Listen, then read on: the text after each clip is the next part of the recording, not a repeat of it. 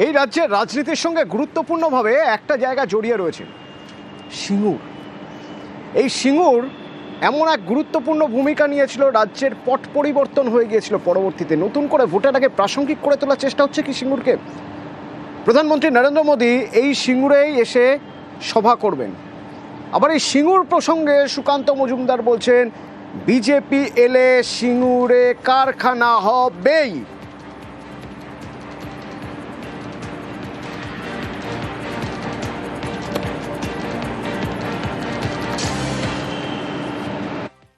BJP সরকার তৈরি হোক, আমরা টাটাকে ফেরত নিয়ে আসবো। আমরা সেই চেষ্টা 100% করবো এবং আমাদের আত্মবিশ্বাস আছে আমরা সেটা পারবো, আমাদের সেই ক্ষমতা আছে।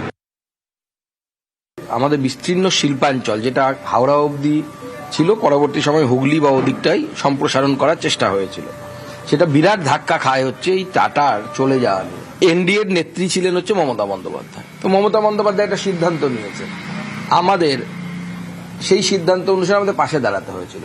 কিন্তু না, গেলেন কোথায়? বিজেপির কাছেই গেলেন। নরেন্দ্র মোদী মুখ্যমন্ত্রী তখন ছিলেন গুজরাটে, তার কাছেই গেলেন না। এই মুহূর্তে আমার কথা না বলে, টাটা গ্রুপের সাথে কথা না বলে বলা উচিত না, কিন্তু আমরা শিল্পায়ন করব, ওই জমিতেই করব, কৃষকদের মত নিয়ে করব।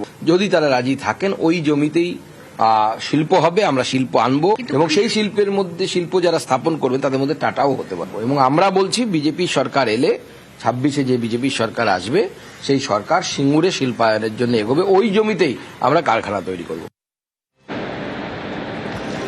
সিঙ্গুরের কৃষক সমাজ দুভাগে ভাগ হয়ে গিয়েছিল, ইচ্ছুক কৃষক, অনিচ্ছুক কৃষক। কৃষকদের অনুমতি করে নিয়ে ওই জমিতেই, সিঙ্গুরের ওই জমিতেই কারখানা হবে দাবি করছেন সুকান্ত মজুমদার। পাল্টা খোঁচা দিতে ছাড়ছে না তৃণমূল। অরূপ চক্রবর্তীর বক্তব্য শুনুন। তৃণমূল কখনোই শিল্পের বিরোধিতা করেনি। সুপ্রিম কোর্টের ডিভিশন বেঞ্চ প্রমাণ করেছিল তার ঐতিহাসিক রায় দিয়ে যে সিঙ্গুরের ল্যান্ড অ্যাকুইজিশন প্রসেসটাই অবৈধ ছিল। বাম সরকার গায়ের জোরে কৃষকের পেটে লাথি মেরে, কৃষকের রক্ত ঝরিয়ে, খুন করে, ধর্ষণ করে ওই জমি অধিগ্রহণ করতে চেয়েছিল। মাথায় রাখতে হবে, সামান্তে কিন্তু ন্যানো প্রোডাকশন বন্ধ হয়ে গেছে এবং টাটা কোম্পানি পশ্চিমবঙ্গে অটোমোবাইল ইন্ডাস্ট্রি তৈরি করতে উৎসাহ প্রকাশ করেছে। নরেন্দ্র মোদী আসছেন পলিটিক্যাল ডিভিডেন্ড গুলোতে। সিঙ্গুরের মানুষ আজও সিপিএম কে এই কারণে ক্ষমা করেননি। বিজেপির কেন্দ্রীয় সর্বোচ্চ নেতা রাজনাথ সিং, তিনি নিজে অনশন মঞ্চে এসে বলেছিলেন যে কেন্দ্রীয় বিজেপি তাদের পাশে রয়েছে, এই আন্দোলন তারা সমর্থন করেন। যে বিজেপির কেন্দ্রীয় নেতৃত্ব এবং রাজ্য নেতৃত্ব সেদিনকে সিঙ্গুর আন্দোলনের পক্ষে ছিল, আজকে যদি তারা উল্টো সুরে গান, আমরা কিচ্ছু না, সেদিনের ক্যাসেটগুলো আবার শুনিয়ে দেবো।